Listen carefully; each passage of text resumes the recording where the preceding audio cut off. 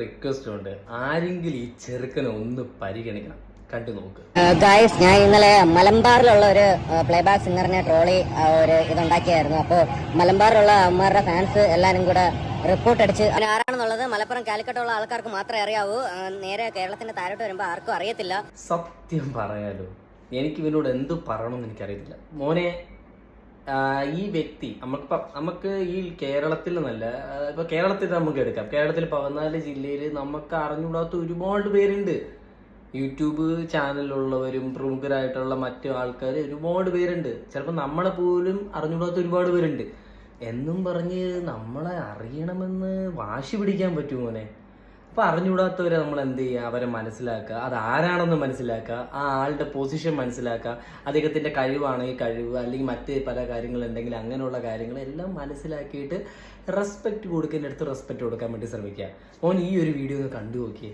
ചേർന്നതിനെല്ലാം 1ാം സ്ഥാനം നേടി ഹനാൻ ഷാ വിസ്മയമായി. കൂട്ടുകാരികളോടൊപ്പം സംഘഗാനം ആലപിച്ച അറബി സംഘഗാന മത്സരത്തിലും ഹനാൻ ഷായുടെ ഗ്രൂപ്പിന് 1ാം സ്ഥാനം ലഭിച്ചു. ചേർന്നതിനെല്ലാം 1ാം സ്ഥാനം നേടിയ ഹനാൻ ഷാ നിലമ്പൂർ സബ് ജില്ലാ കലാമേളയിൽ ശ്രദ്ധേയനായി. എന്റെ പൊന്നു മോനെ, നീ ഒരു കാര്യം മനസ്സിലാക്കുക. 2014 അങ്ങോട്ട് ചെന്ന് ഇന്റർവ്യൂ എടുത്തൊരു പയ്യനാണ്. ഇന്ന് ഒരു ലോകം മുഴുക്കെ എന്ന് പറഞ്ഞു കഴിഞ്ഞാൽ, ഈ ലോകം മുഴുക്കെ എന്ന് പറഞ്ഞാൽ ഇന്ത്യ ഒട്ടാഴല്ല, അവന്റെ നാട്ടിലാണെങ്കിൽ നാട്ടിലിടാ. ഇന്ന് നീ നോക്ക്, നീ ഈ താഴെ കാണുന്ന വീഡിയോസ് ഒക്കെ ഉണ്ടെങ്കിൽ ഇത് ഇവിടെ ദുബായിലാണ്. ദുബായിൽ വന്നപ്പോഴുള്ള അവന്റെ ക്രൗഡും കാര്യങ്ങളൊക്കെയാണ്. ഞാനിതെല്ലാം ഇൻസ്റ്റാഗ്രാമിൽ കയറി നോക്കിയപ്പോഴേക്കും കാണുന്ന കാഴ്ചകളാണ് ഇതെല്ലാം. അപ്പൊ നീ ഒരു കാര്യം മനസ്സിലാക്കുക, നമ്മൾ ഒരാളെയും പുച്ഛത്തോടെ കാണാതിരിക്കുക, മനസ്സിലായില്ലേ? കുറച്ചൊക്കെ റെസ്പെക്ട് കൊടുക്കുക, അല്ലെ അവരുടെ ബാക്ക് സ്റ്റോറി നോക്കുക, അവരെന്താണ് ചെയ്തിരിക്കുന്നത് എന്ന് മനസ്സിലാക്കിയിട്ട് നല്ലതിനെ നല്ലത് എന്ന് പറയാൻ വേണ്ടി ശ്രമിക്കുക. മനസ്സിലായ? നീ പറഞ്ഞു നിന്റെ വീഡിയോ ഭയങ്കര കരഞ്ഞുകൊണ്ട് മോങ്ങിക്കൊണ്ട് പറയുന്നുണ്ട് എന്റെ വീഡിയോ റിപ്പോർട്ട് അടിച്ചെന്ന്. അതിന് കാരണമുണ്ട്, മനസ്സിലായ?